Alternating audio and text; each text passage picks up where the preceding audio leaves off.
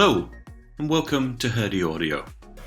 Back in February of this year, 2021, esteemed Herdy co-founder Spencer Hanna enjoyed a socially distanced chat with the Hodgson family in Glencoyne, Ullswater. We would like to share this fascinating conversation with you. The Hodgsons are a Herdwick farming family living and working in Glencoyne Farm.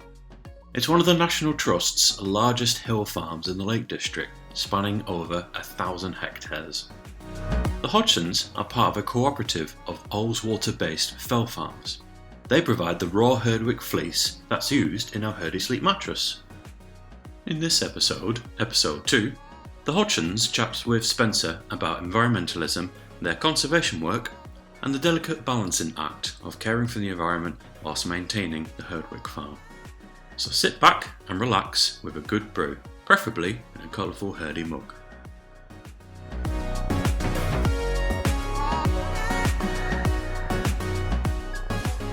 So from a layman's point of view then, who doesn't really understand how the model works, how should they understand how you look after your land? What are your eco-credentials as a Herdwick farmer, you know? Ooh, that's quite a nice one. Yeah, well, But we are. I think we are. We do make sure the water's clean. Well, The peat is a sink as opposed to letting it's it carbon. out. Yeah, peat bogs are carbon sinks. And So if we you don't also overgraze them, trees, so the main drivers of things, it's we working hand in hand with sheep, if you understand what I mean. We can do that. Well, that's what I would like to do, work with the environment and also have really good sheep. Because I think in the future, the hefted flock of Herdwick sheep up there will be completely unique, and there'll be a massive selling point or a luxury product, or feed. Meat might be a luxury, so it'd be a premium product for me. For our land. Don't you think? the eco credentials though on the farm. I mean, there's the peat bogs which need protecting, and they're the carbon sinks. There's the flood mitigation, which is now with after last week with most horrendous rain for days. The denser the pasture, the more tree cover, the slower the runoff. So hopefully, the less likely for Carlisle to flood. There's obviously clean water, increased tree cover. That we've got areas where there are no sheep. So the Glencoyne Park going across there, don't look too closely because Herdwicks do know their barriers are.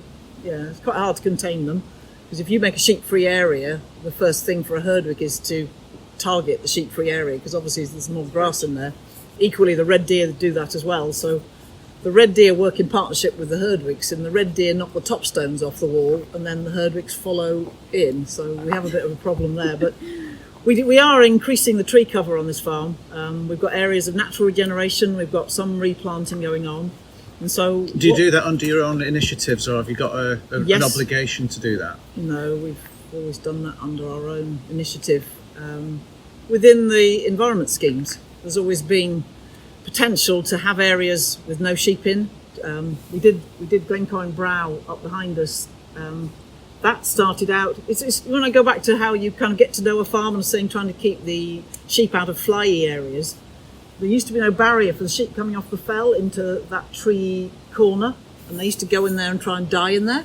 And Sam came back in our first year and said, I just want to get rid of that space. It's a nightmare for the sheep. They should be out on the fell. They shouldn't be able to get into here. And it was just in a conversation. There was a LEAP scheme, Livestock Exclusion Annual Premium. Yeah. They'd actually pay you just to keep the sheep out. It was a forestry scheme. So we put 67 hectares into that. Stopped our problem with sheep drifting in and getting fly strike in this wooded area, and now we've got regen coming out. There's a bit of a mixed feeling about the larches because they're a hangover from a plantation, but now people aren't that fussy. Trees are trees, and so there was talk of the trust originally actually pulling the larch young trees out, and now, just happy to have anything growing up there really. Do you do any tree planting? Yeah, we've got 3 little meadows out towards Melfell, and we've just planted, about 1,000 tree plants, or hedging and coppice, and I've got another 1,000 trees ordered. And it's quite nice because in the area we've got Danny Teasdale, who's Ullswater catchment, and he's just literally funding finding funding for all the tree planting through the Matterdale area, and he's got thousands of trees, and lots of farms and people with little paddocks and things have just this whole year have been planting trees and hedges, and he's got funding from goodness knows where. Apparently, our first lot of trees came from the train, one of the train companies who were trying to buy green credentials. The park, Andy from Glasgow University did a pollen survey. Yeah, and so there wasn't that many more trees 800 years ago. So basically, it's Is that right? Yeah. You just have to manage it carefully. It's and been just more signal. It's been a grazed woodland for a long, long time, and so we're trying to maintain it. Now, the trust did put 30 crabapple trees in single, but we've managed. The Woodland Trust have given us some what they call cactus guards. They're the meanest tree guards. They're spiked all the way up, but we're hoping we'll be able to put singles up in the park where the cows go. And so that's... So when somebody at home in a town is watching a TV and they're seeing a tree planting scheme going on in the local park or in their local neighbourhood, from a farming family's point of view, you're doing this as part of your... Yeah, no, we do. We are doing it as part of the thing, but it's really important everyone does their little bit, because we were talking about the water runoff and catchments and all that. Yeah. And what we're doing, it doesn't seem that much to us, but it is if everyone, when it's added all up together. So people have to be aware of climate change and be prepared to do things for it. Absolutely. I mean, if you look in urban developments and in urban conurbations in cities and towns, you know, for the last few decades, everyone's got rid of their front garden and turned it into a car park and paved over with it. So water can no longer sink into the water table anymore. Yeah. And that's caused huge problems. But nobody ever thought about that at the time. You just thought of the convenience of having some extra parking space at the front of the house in a street. It's quite sad, because there are these kind of holy concrete things that... Unless you're informed, you don't realise it. And I suppose a lot of people wouldn't necessarily think about how things happen on a farm. You know, it's like answering those potential misconceptions about, do they damage the land or do they help look after the land? And in a family farm, how does that work versus a farmer who's been an arable farmer with thousands and thousands of acres? And you know what, you know, do you have... Most farmers look after their soil or ground. We not as much. But if you're an arable farmer, you've got to make sure your soil's in good nick, because that's going to grow a crop for you, and that's your profit and loss, isn't it? I mean, we have a friend. Do you remember Paul Renison? Yeah. Renault's farming up in Penrith now. He's adopted a few new interesting practices, and he said he's got, not criticised, but sort of raised eyebrows from other local farmers for the way in which he's chosen to follow. He's done something slightly different, hasn't he? He has. He's allowed for this not turning over the soil and the way in which the soil is. I don't know the science of it all, but he's following a completely different practice to try and adopt a new way of farming. And a lot of the farms around have been a bit more, so we say, traditionalist and questioning of his ideas and practices.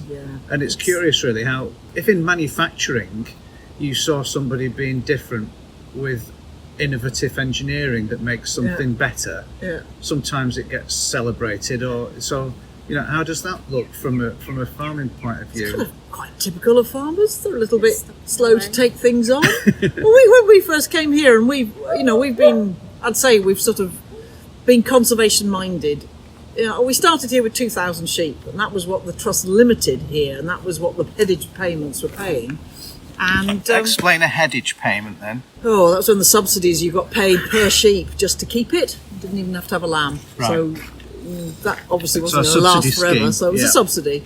And then the subsidies went to land-based, so areas. And that's where it's at the moment, and they're phasing that out now. The basic payment's being phased out.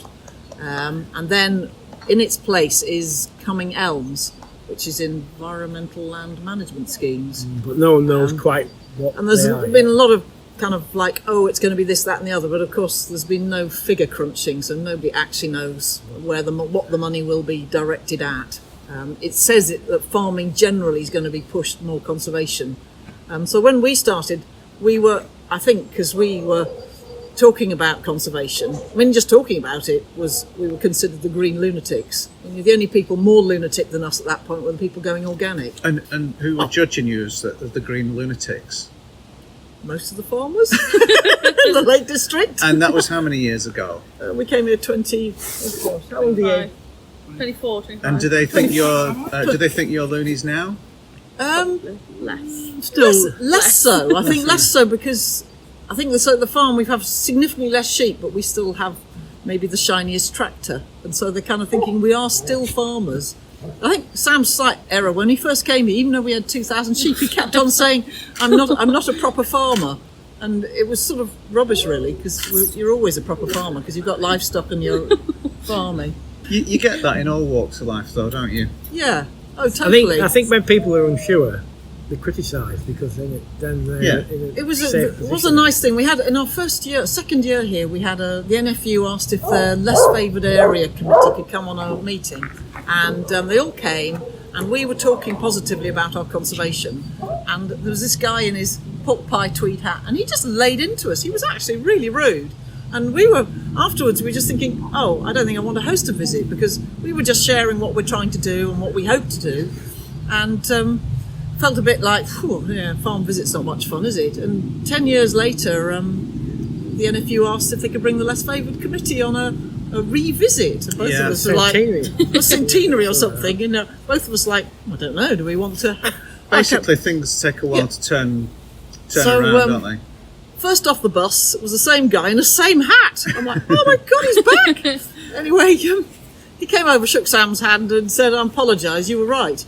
And he, he acknowledged that in the less favoured areas, we had to embrace the environment schemes because that was where our income was going to be, coming from. It's really What's your important to take do. on a lot of the environmental movements and the Mombiers and the people who have the opinions about their idea of what the landscape ought to be? There's a lot of people with really good ideas, and there's some that, you get people like Mombier push it to the ultimate just for the argument, if you understand what I mean. So he probably doesn't think as much as that, but I don't know. The middle road is usually the better one, isn't it? If you read him, he has some valid points. Yeah. I don't dismiss him out of hand. I mean, I'll probably get stabbed by a farmer for saying that, but he has some valid points, and of course you've got to have people who take the totally extreme view just to make people notice, think, you know. And I'm sure that's a lot of what. I mean, I'm sure what he believes everything that he. But a lot of it is he's trying to stir you into thinking. We've done all this React the same. and respond. Yeah. But have you done anything that's made you think? Has it made you think about anything that you do as a farming family here? What? In terms of you might listen to Monbiot? somebody. Let some links out. Not Monbiot. not him individually, but with all of that movement. Just like Trump in America. Those effects are it's a cause and effect scenario where things reach a point where something ridiculous happens. So you get people with very extreme views or very strong opinions, which are like just too far gone. Yeah. But a bit like with us in our business, me and Di have very polar opposite views on what we should do with the business. But what we always ended up doing is, well, not always, but most of the time, we end up in this happy place in the middle. Yeah. Because I'm thinking this and she's thinking that. I'm like, cut the blue wire, and she's going, no, cut the red wire. Yeah. And we come together and find a decision which has moved things on. Yeah. Otherwise, you don't shift, you don't move, you don't evolve. I don't think we're not going to stay still. We're going to keep on evolving no matter what we do. We're going to keep sheep and farm and landscaping in some form or other, because it's been farmed since the Iron Age, hasn't it? Yeah. Yeah. It's the oldest business in town, isn't it? Well, this valley, from here through to Air Force, was more populated in the Iron Age because there were 3 Iron Age settlements. So it was was more more densely populated in the Iron Iron Age than it is now, which is, and the Romans moved through and all sorts. So the landscape's So it'll all changing and evolving. change. I know we're not. Our style of eating is going to change. We're going to have to eat more, grain crops or nuts and things like that. And the actual meat's going to be a luxury, as I said before. But there'll still be a need for a few, I think, especially grass-reared ones. in my mind, my farm diversification was into the environment. Yeah. And so I looked to try and maximise what I could get from green payments to work alongside the farm. It's a bit like a snowball. It starts off little, but it gets bigger and bigger if you... Yeah. I suppose that's what the interesting scenario is, isn't it, with all of the... It's highly unlikely, I'm assuming, that if you are a small farming family and you're not a big, big commercial outfit, that you can't farm without that income support. No, I don't think you can. Do you know? I think unless these new schemes really understand that, these sort of middle, small family farms won't survive. So you become that's really more sad. of you're guardians of the landscape. Yeah, but if you're that small, you haven't got the sufficient area of tree or stop hedge having you haven't got room to manoeuvre. And we've had the luxury landing here is that we can say, oh, we could shut 67 hectares up and just shut it up because it's big enough. Whereas when you farm, all you can do is a little corner, because all these conservation payments are kind of area based. So if you shut up, like we made the whole of Glencoyne Park sheep free, that's 176 hectares. Someone's whole farm. So you got a premium for just cattle grazing, but it's on quite a big area. I remember when we first suggested it to Natural England before the new scheme came in, and we said, we'll just take all the sheep out there, because at that point it was a very high payment to do that. And she was like, no chance, you're not going to get the money to do that. The next scheme came out, the payment had gone down a bit, but then there was the opportunity to take the sheep completely out of there. But every time you do that, the whole dynamic of the farm changes again. So Sam used to lamb 1,000 sheep through Glencoyne Park. I mean, he used to spend about All day, every day. 6 hours a day on his quad bike, just driving up and down, because they all hide behind trees and roots. I mean, it's a maze. And if he found a sheep in lambing difficulty, he'd catch it, tie it to a tree, come back for breakfast, and the year we had the shepherd, he was set off with a trailer trying to find the trees and the tree guards where sheep with their lambs were stuck in the park. It was just, Chaos. Whereas we don't lamb any sheep in the park now. It's just a lovely place. We turn the cows out in the spring, and the grass is fresh. I like to think I've evolved over the years, and I'm still evolving, I think, aren't I? Never stop. And of course, things change as well, because climate's changed in the 24 years. It's definitely You've changed. seen that change. Yeah. What's been the most... Heavier rain, just bursts of heavier rain over days, whereas, Lakeland rain, you'd imagine 2 weeks of kind of drizzle. Whereas now, you get these torrential several days and everything's running and landslides and, it's quite often like we have a nice spring. long dry lambing time, which is lovely. It's lovely. It's bizarre. Yeah. Well, last year it took up about now, didn't It it? was 6 weeks 6 of weeks dry of just weather. sun. Just So it almost sounds, doesn't it, like the future for small farms is very, like you said, Sam, it's the valley that matters rather than the farm, the one individual It's farm. a whole. Is it's it about that? It's a whole that collective? ecosystem. It's like all of Ullswater is what's really important. So if every farmer is doing relatively well, it's good for everything, isn't it? Yeah, that balance, that distribution of it. But you don't know what's around the corner, though. And I would actually like to. This sounds really big-headed, I know, but I don't think I'm far from the mark for this type of farm. If they could support how we farm this They could support for everybody all to the have. other farms the similar ways in the hills, the blueprint's not too far away and not pretty So good the, actually. the way you farm, you're saying, If everybody was enabled to do that with support, and why are they not enabled to do it?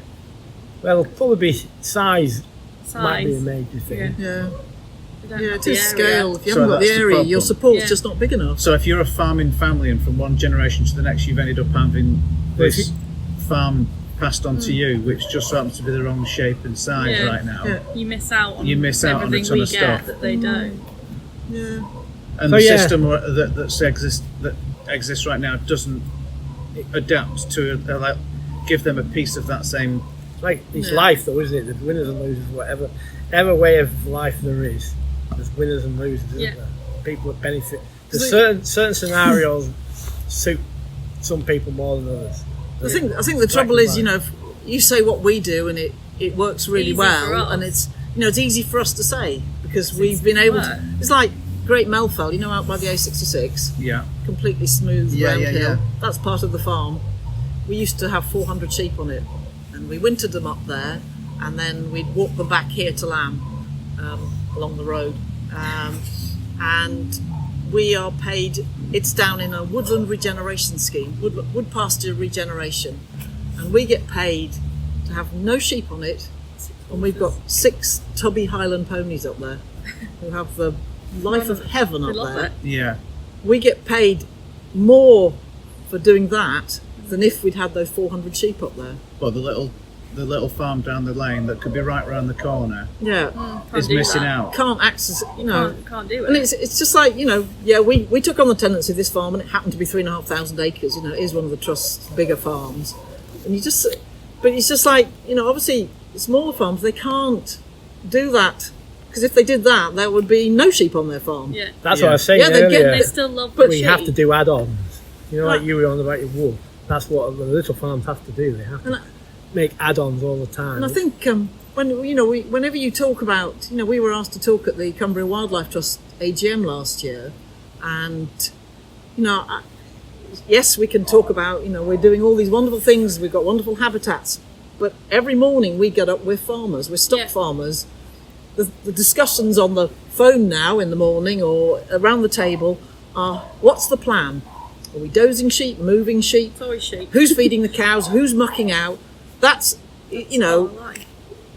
luckily with that hedge planting scheme, there's been a wonderful lot of volunteers recently, and you can volunteer in COVID. And November, it was about 40 people turned out to plant just because they wanted to get out, and it was a lovely thing to do. Nice, And, yeah. and I got all those trees planted for nothing. Yeah. I happened to, quite a few friends came along, and our group was probably the Yeah, slowest because we were so joined busy Wildlife nattering. Trust last week, actually. Yeah. And we said, and I said, why should we do it? And I said, and she looked and we thought, the volunteering thing's quite nice. Yeah, and again, I've got this other hedge to put in. I've contacted my friend who knows a lot of the volunteers. She went, I'll just ring round. There'll be lots of people who'd love to come and plant some more trees. For me to go and get a contractor to plant those trees would be quite expensive.